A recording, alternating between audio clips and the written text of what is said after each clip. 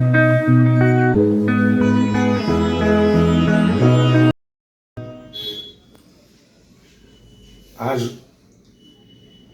ज्योतिष पर हम आप सभी लोगों को कुछ बतलाने जा रहे हैं।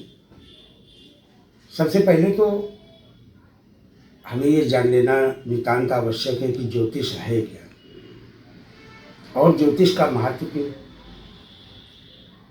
जब हम इस बिंदु पर विचार करते हैं तो हम पाते हैं कि हमारे वेदों का अंग भविष्य की जानकारी, वर्तमान की जानकारी और मानव जीवन की ही नहीं,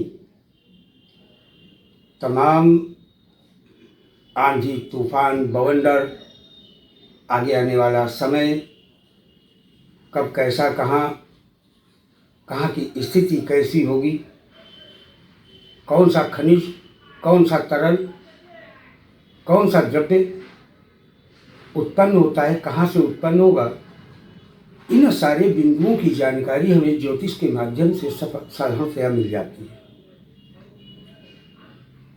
अब हम विचार करते हैं, ज्योतिष अपने आप में एक सफल, संपूर्ण, ज्ञानवर्धक यंत्र तो नहीं कह सकते, लेकिन विज्ञान, इसे हम विज्ञान जरूर कह सकते हैं। ये ज्योतिष हमारा 4 तरह का है। सबसे पहले तो हम ज्योतिष पर जब विचार करते हैं तो पाते हैं हस्तरेखा,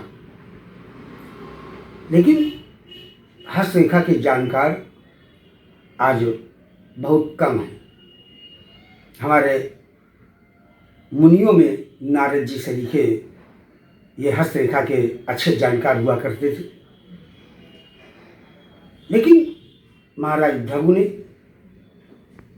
अंक ज्योतिष, जिसके आधार पर हम कुंडली आदि की रचना करते हैं, बनाते हैं, देखते हैं, भविष्य निर्धारित करते हैं, तमाम संकटों को पहले से हम जान लेते हैं, तमाम आपदाओं विपदाओं से हम ये कहा जाए कि उनको खत्म कर सकते हैं। तो आपदाओं विपदाओं को ज्योतिष के माध्यम से खत्म नहीं किया जा सकता, पूजन तंत्र मंत्र के माध्यम से खत्म नहीं किया जा सकता। हाँ, उन्हें कमजोर जरूर किया जा सकता है, और जब उन्हें कमजोर कर देते हैं तो हमारे जीवन में कहीं ना कहीं कुछ न कुछ अच्छा हमें प्रतीत होता है। अब हम तीसरे ज्योतिष की बात करते हैं तो उसमें आ जाता है सामुद्रिक। भगवान शंकर के ज्येष्ठ पुत्र कार्तिकेय जी ने जब अपने पिता शंकर जी को एक बार कपाली कहकर पुकारा और कहा कि पिताजी, भविष्य में आप कपाली के नाम से जाने जाएंगे, तो भूत भवन भगवान शंकर को क्रोध आ गया। कहने लगे, ये तुम कैसे कह सकते हो। कार्तिकेय जी ने कहा, हमने बगल में जो ग्रंथ दबा रखे हैं, इन ग्रंथों के माध्यम से हमने ऐसा जाना है। भगवान शंकर को क्रोध आ गया और उन्होंने वो ग्रंथ छीने और फेंक दिया समुद्र में। कुछ समय के उपरांत जब भगवान शंकर ने शंखचूड़ का वध किया, उस समय शंखचूड़ का रक्त जहां गिर रहा था, वहां से दूसरा शंखचूड़ उत्पन्न हो जाता था। तो भगवान शंकर ने उसका कपाल अपने हाथ में लिया और शीश काटते जाते थे, रक्त उस कपाल में रखते जाते थे और कपाल की माला अपने गले में धारण करते जाते थे। भावावेश में, क्रोधावेश में भगवान शंकर को यह भी ज्ञान न रहा कि शंखचूड़ का वध हो चुका है, अब हम इसे त्याग कर दें। उसी अवस्था में भगवान शंकर चले जा रहे थे, मार्ग में भगवान गणेश हुए। गणेश जी ने पिताजी को देखा, प्रणाम किया और कहा, पिताजी आप तो पूर्ण कपाली बन गए। हाथ में कपाल मालांकित शेखराय। शेखर को तो धारण अपने मस्तक पर किए ही है, लेकिन कपाल मालांकित, कपाल की माला भी आपने अंकित कर रखी है अपने गले। भगवान शंकर एकदम चौंके, ये क्या? गणेश जी ने कहा, पूज्य, काफी समय पहले की बात है, एक बार कार्तिकेय जी ने आपको इसी तरह से संबोधन किया था कि भविष्य में आप कपाली कहे जाएंगे। भगवान शंकर को ज्ञान हुआ क्रोधावेश से। क्यों? जब क्रोध मानव के ऊपर आक्रमण करता है, जब क्रोध मानव के ऊपर छा जाता है तो उसका विवेक शून्य हो जाता है। इसी भांति भगवान शंकर का भी विवेक शून्य हो गया और भगवान शंकर अपने आप को ये भूल गए कि मैं कौन हूँ, क्या हूँ। अब जब भगवान शंकर को ये भान हुआ, ज्ञान हुआ, तो उन्होंने वो माला उतार कर फेंकी, जो हाथ में कपाल लिए हुए थे उसको फेंका और समुद्र में घुसकर वो ग्रंथ निकाल कर लाए, पुनः अपने पुत्र कार्तिकेय को दिया और कहा, बेटा आज से ये सामुद्रिक ज्योतिष कहा जाएगा इस ग्रंथ को, जिसके आधार पर मानव के शरीर से, शरीर की रचनाओं से प्रश्नों के आधार पर उत्तर प्राप्त हुआ करते हैं। इसमें हमारा स्त्री जातक प्रधान है।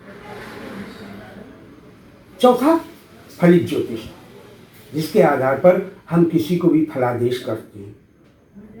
भविष्य कैसा होगा, विवाह कब होगा, कितने समय में होगा, नौकरी कब लगेगी, लगेगी अथवा नहीं लगेगी, रोगी ठीक होगा अन्यथा ठीक नहीं होगा, परदेश गया हुआ व्यक्ति वापस आएगा, कब तक आएगा। इन सारे बिंदुओं पर जो हम फलादेश करते हैं, यह हमारा चौथे प्रकार का ज्योतिष। अब ये ज्योतिष यहीं खत्म नहीं होता, आगे भी इसकी तमाम शाखाएं हैं। जब जैसे एक वृक्ष होता है, उसकी तमाम शाखाएं हुआ करती हैं, इसी तरह ये ज्योतिष एक वृक्ष। हाँ, इतना जरूर है कि ये ब्रह्म जी की पुत्री स्त्री के द्वारा स्थापित है, इसलिए कहीं ना कहीं ये कमजोर कहाँ है। पूर्णतया ये सफल सिद्ध नहीं हो सकता। ये सिद्ध तभी होगा, वचन किसी भी ज्योतिषी के तभी सिद्ध होंगे जब वो उसने किसी की सिद्धि की हो।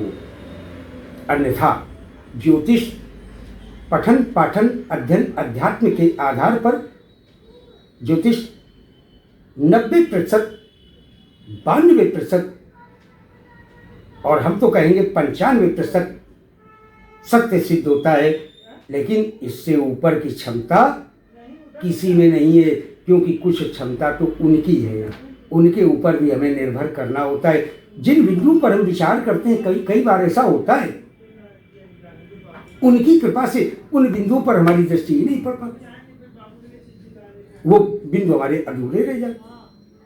अब जैसे ये दोनों छात्र हमारे, ये बच्चे, इनको मैं ज्योतिष पढ़ाता हूँ और पढ़ाता ही नहीं, बल्कि ये तो हम कह रहे हैं, जबकि सत्य ये नहीं, ये दोनों बच्चे मिलकर हमें पढ़ाते हैं। क्यों? जब मैं इन्हें पढ़ाता हूँ तो वो चीजें मुझे याद आती हैं जो कभी हमने पढ़ी थी, तब आज उन चीजों का हमारा भी रिवीजन हो जाता है।